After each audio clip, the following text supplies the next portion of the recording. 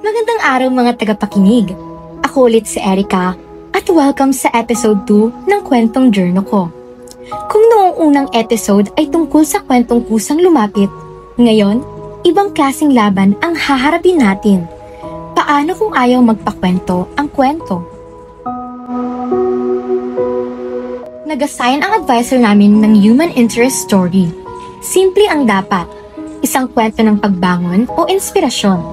Sabi ko, madali lang yan. Pero mali pala ako. May nalaman akong estudyante raw na working student. Naglalako ng kakanin bago pumasok, nag-aaral sa ilalim ng ilaw ng poste at halos walang tulog. Perfect story, sabi ko. So ayun, pinuntahan ko siya. Pero nang tinanong ko kung pwede siyang ma-interview, ang sagot niya, ayoko po, nakakahiya. At doon tumigil ang mundo ko sandali. Hindi dahil nawala ang story, kundi dahil napagtanto kong hindi ako laging may karapatang pakialaman ang buhay ng ibang tao.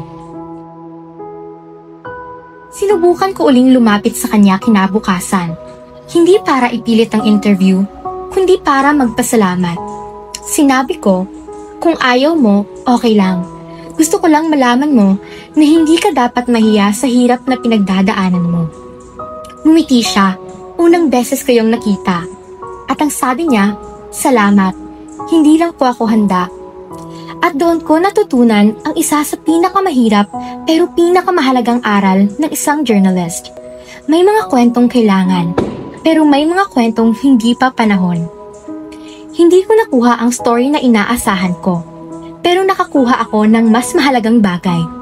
Respeto sa espasyo ng tao, at pag-unawa na hindi lahat ng totoo ay kailangan agad isulat. Sa dulo, gumawa ako ng ibang story tungkol sa mga estudyanteng pinipiling manahimik sa kabila ng bigat ng buhay. At doon ko ibinuhos ang natutunan ko sa isang taong hindi ko naman na-interview. Ako si Erica at ito ang episode 2 ng Kwentong Journal ko. Ang kwentong ayaw magpakwento pero nagturo pa rin sa akin kung paano maging mas mabuting tagapagsalaysay.